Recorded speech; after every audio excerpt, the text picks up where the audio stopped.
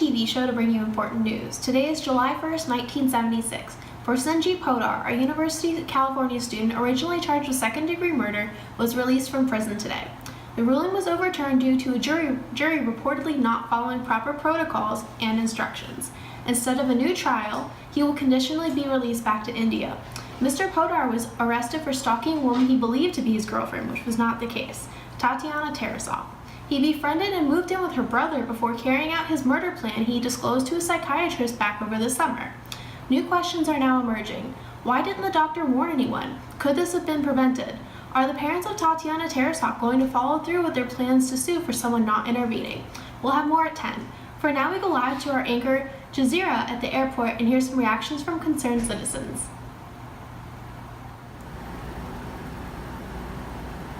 Hello, we're here outside Oakland Airport, waiting for Mr. Podar to abort his flight to India.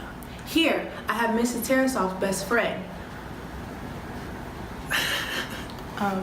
Ma'am, do you feel that justice has been served? Absolutely not. The doctor had a duty to protect the girl and save her life, and he didn't do anything. The doctor knew Mr. Podar intended to kill her. He was not right in the head. Both of them should be in jail. It could have been my own daughter. Yes, ma'am. If you could say anything to Mr. Podar right now, what would you say? I hope you never come back here. You're a murderer. Well, you heard it here first, guys. Back to you guys in the studio. We have a police officer with us from the UC Berkeley Police Force who says Mr. Podar's psychiatrist did indeed try to stop him from committing the crime. Sir, what did you hear the doctor say when he came into the station? He definitely seemed scared and worried, out of character for a doctor like that. He kept trying to file a report saying we need to hold this guy because he was a schizo, but I thought he was leaving something out. Definitely felt like when I find a group of teens causing some trouble on the far side of town, and they're not telling me the whole story. His supervisor apparently told him to shut it, but he was insistent. Do you feel like he's involved in Miss Tarasov's murder? I'll leave it up to the jury. Her parents announced they're suing this morning, so we'll know for sure enough if they get the trial going.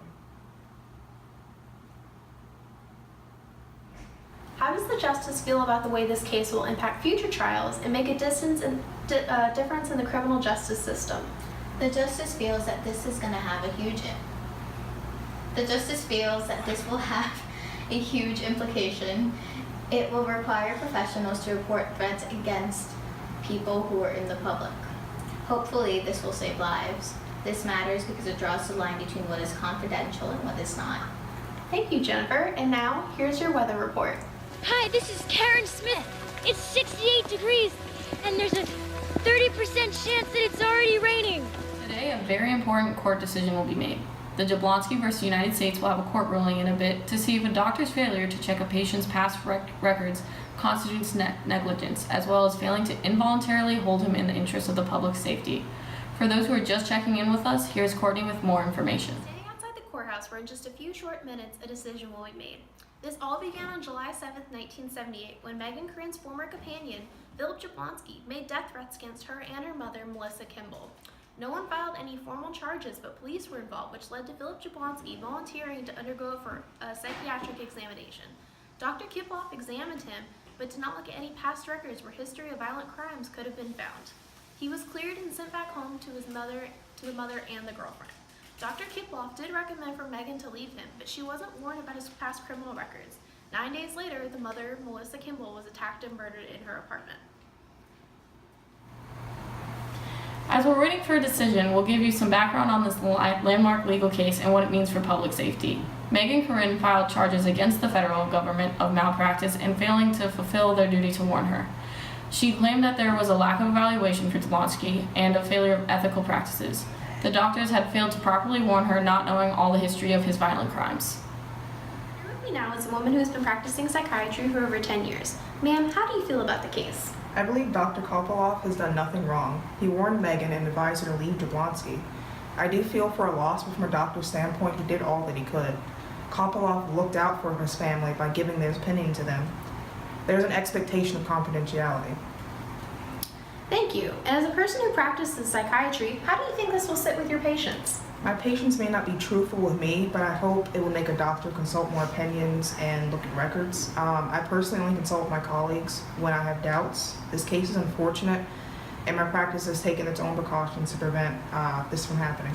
You say precautions. What kind of precautions? We're thoroughly looking over past records, now more than ever. We're also referring more cases to social workers to evaluate the welfare of others and consult colleagues in the field to help patients seek out help. So with me now is Kimball's childhood friend. How are you doing, and how do you expect this case to turn out? Justice has been served. He clearly made a mistake. I mean, he was a dangerous man. He killed my friend. How dare imbecile of a man not tell him about his criminal record? I mean, he said he wanted to kill Megan and her mom.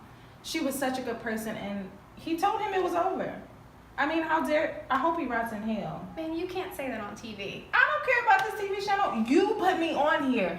They need to know, you guys need to know, okay? He hurt my friend. And things like that should not happen. Thanks. Okay.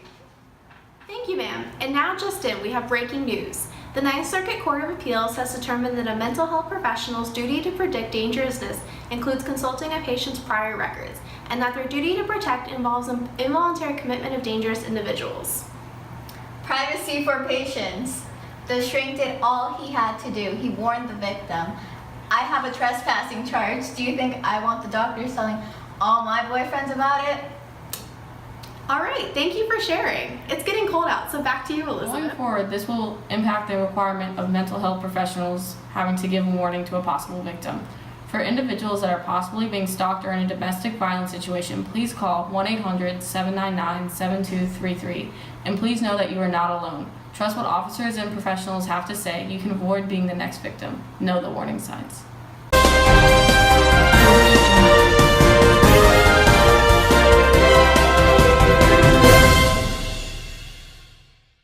Today is November 22nd, 2017, which happens to be the anniversary of the landmark case Navy versus Lard, where a man in a psychiatric state unintentionally and fatally drove his car into someone else's vehicle.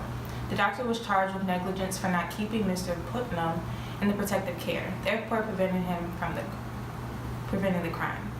And we have Ann Lard, wife of the man killed in 1977, Mr. Putnam. Ma'am, do you feel like you'll ever get closure? Yes, I do. This case means so much for forensic psychology. The decision of this case allows psychologists to maintain confidentiality while also upholding their moral obligation to protect people outside of their practice. This has helped to ensure that psychologists don't have to choose between saving a life or protecting their patient. Do you feel like justice was served? I hope so. The system has a responsibility to keep these people in custody. Blame the psychologists in this case. All right, thank you so much for your time. We're gonna go to Courtney, that's with a neighbor. You're now with Mr. Putnam's former neighbor. Ma'am, do you think the death of Mr. Laird by Mr. Putnam could have been prevented? Is this a joke? He was gone for weeks at a time, supposedly in the loony bin. He would peek out of my blinds and I could see him creeping around houses in the neighborhood. He just wasn't right. I don't know why anyone would let him get a hold of a car or let him check himself out of a hospital to begin with. So do you believe Mr. Laird's death could have been prevented? I do. Putnam was crazy. If those doctors were doing their job right, it would have never happened. He needed to be locked up for good. Who in their right mind decided that man was doing all right? Okay. That being said, Mr. Putnam shouldn't have been behind the wheel. If drunk drivers can't drive drunk, neither should people with mental illnesses either. A doctor should have paid more attention because that is what the patient is paying you for. An innocent man is dead. But thank you for letting us interrupt your broadcast tonight. Have a great one.